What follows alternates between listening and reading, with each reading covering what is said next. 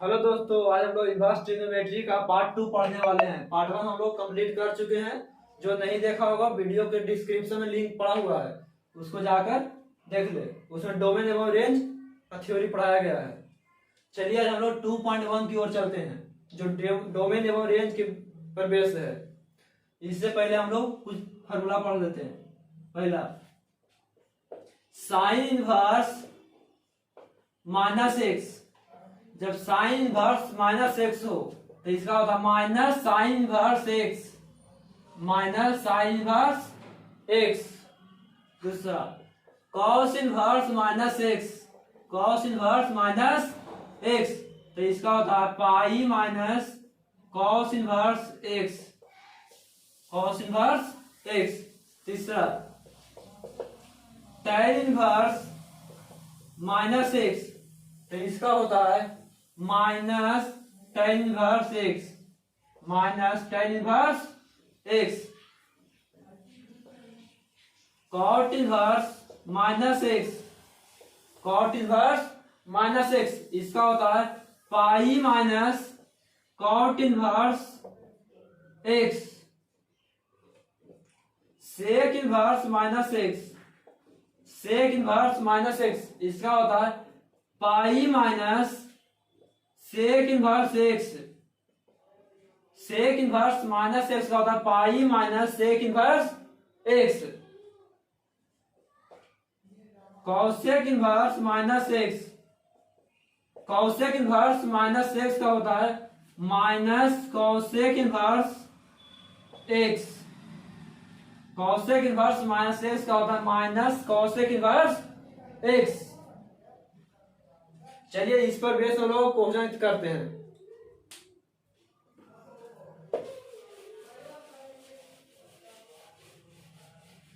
सबसे पहला क्वेश्चन हम लोग देखते हैं। साइन इनवर्स माइनस 1/2 का मुख्य मान ज्ञात करे, मुख्य मान ज्ञात करे, ज्ञात करे। सबसे पहला क्वेश्चन, साइन इनवर्स माइनस 1/2 का मुख्य मान ज्ञात करना हम लोग को।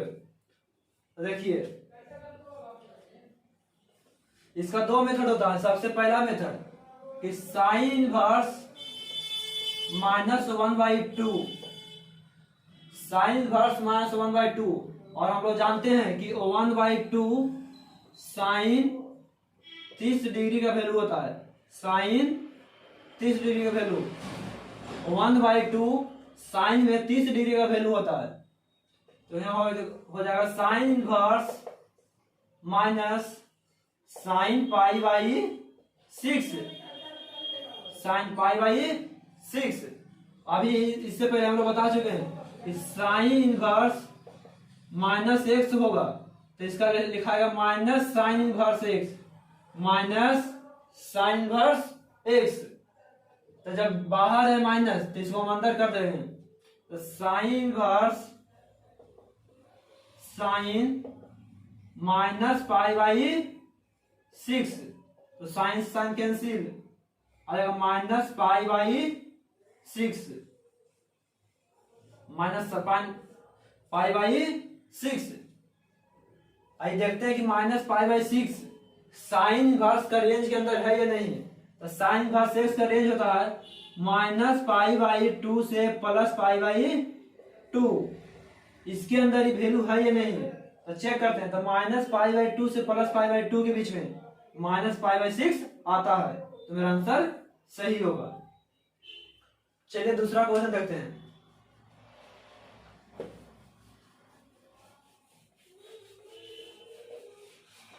दूसरा क्वेश्चन हम लोग देखते हैं। cos inverse, cos inverse √3/2, cos inverse √3/2, इसका हम लोग को मुख्य मान ज्ञात करना है। cos इनवर्स √3/2 का मुख्य मान ज्ञात करना है। तो चलिए देखते हैं। cos इनवर्स √3/2 और cos में √3/2 किसका वैल्यू होता है? कॉस में √3/2 किसका वैल्यू होता है? तो कॉस में √3/2 कॉस 30 डिग्री का वैल्यू होता है। कॉस में √3/2 कॉस 30 डिग्री का वैल्यू होता है। तो आप पुट कर देंगे, तो कॉस इनवर्स कॉस π/6, π/6 से कॉस से कॉस कैंसिल आएगा π/6। अब देखते हैं कि मेरा कॉस इनवर्स का रेंज के अंदर वैल्यू है या नहीं। तो कॉस इनवर्स एक्स का रेंज होता है 0 से पाई। कॉस इनवर्स एक्स का रेंज होता है 0 से पाई। तो इसको चेक कर दें कि इसके अंदर है या नहीं। तो π/6 जो कि इसी के अंदर आ है। ये मेरा आंसर क्यों है? बिल्कुल सही।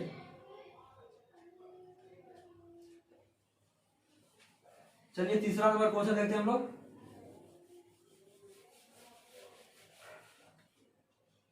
क्वेश्चन नंबर 3 की ओर चलते हैं। Question number 3, cosec inverse 2, cosec inverse 2, cosec inverse 2 का हम लोग को मुख्य मान ज्ञात करना है। चलिए ज्ञात करते हैं। कॉसेक इनवर्स 2 और कॉसेक में 2 किसका वैल्यू होता है? कॉसेक में 2 किसका वैल्यू होता है? तो कॉसेक में 2 कॉस 30 डिग्री का वैल्यू होता है। कॉसेक 30 डिग्री का वैल्यू होता है 2। कॉसेक में 2 किसका वैल्यू होता है? तो कॉसेक में 30 डिग्री का वैल्यू होता है 2।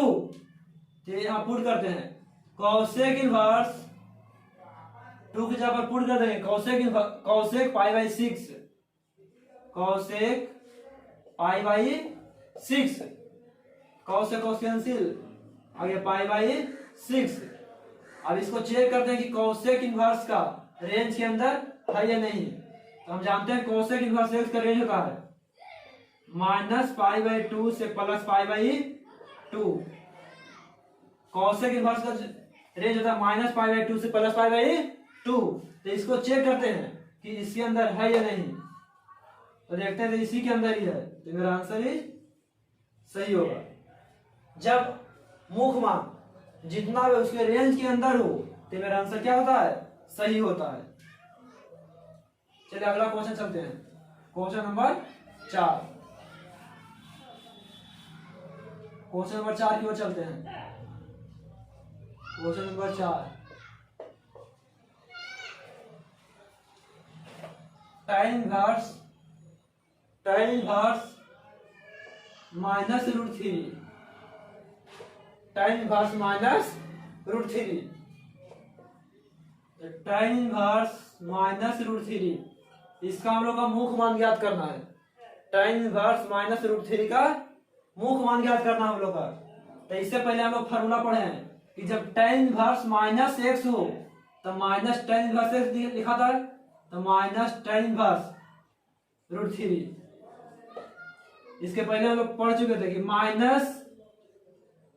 tan इनवर्स -x हो, जब tan इनवर्स -x हो तो इसका होता है tan inverse x। tan inverse -√3 था तो इसका होगा tan इनवर्स √3, tan इनवर्स √3। अब देखते हैं tan में किसका वैल्यू √3 होता है। tan में किसका वैल्यू √3 होता है? तो tan 60 डिग्री का वैल्यू होता है √3।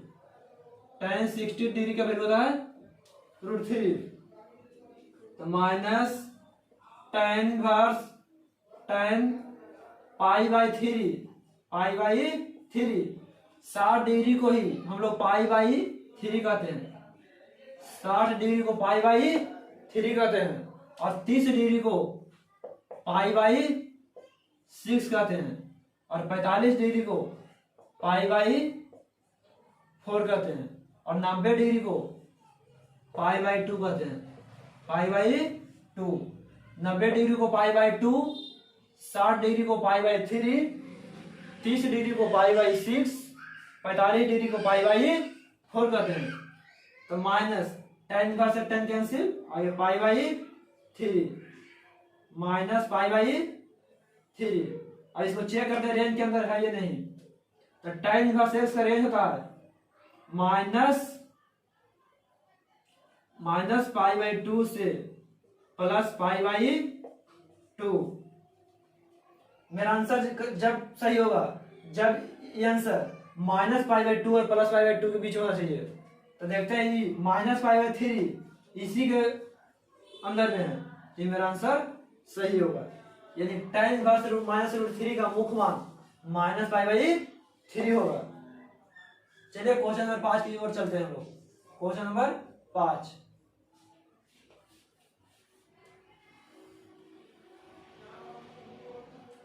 क्वेश्चन नंबर 5 की ओर चलते हैं। देखिए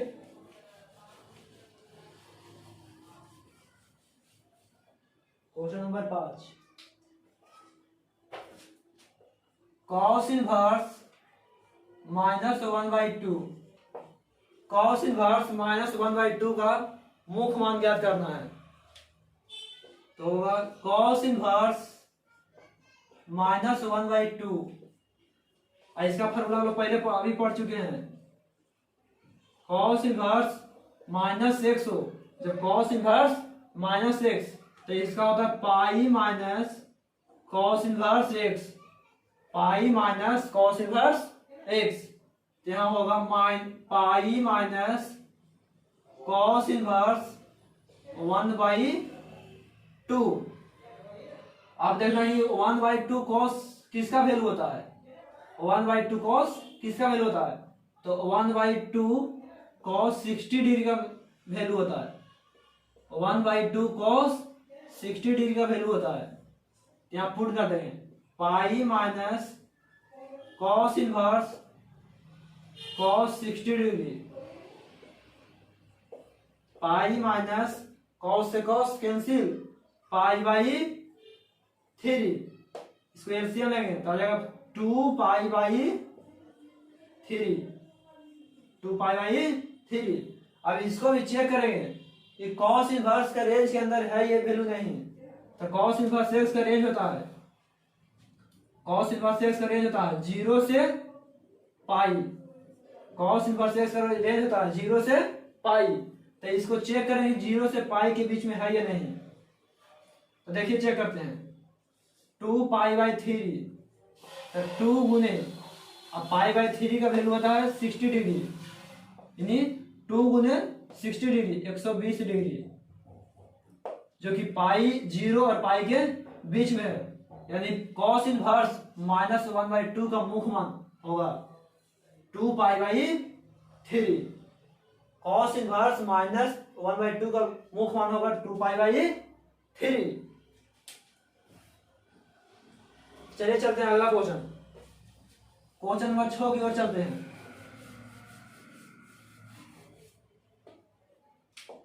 question number 6, tan inverse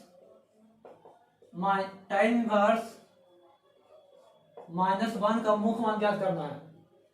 tan inverse minus 1 का मुख्य मान ज्ञात करना है।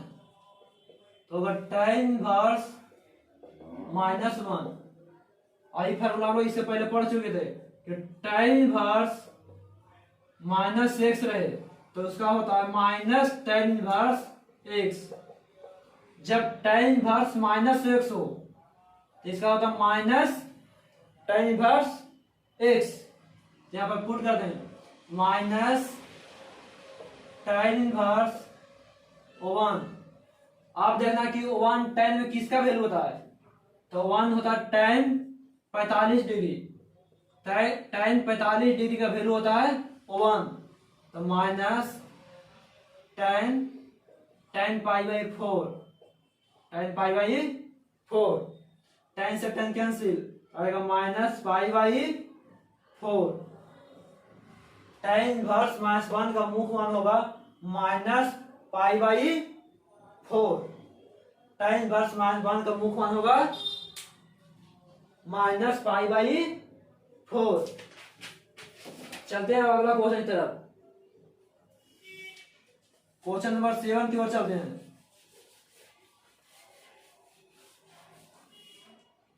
Question number 7, sec inverse 2/3, sec inverse 2/3 का मुख्य मान ज्ञात करना है। सेक इनवर्स 2/3 का मुख्य मान ज्ञात करना है।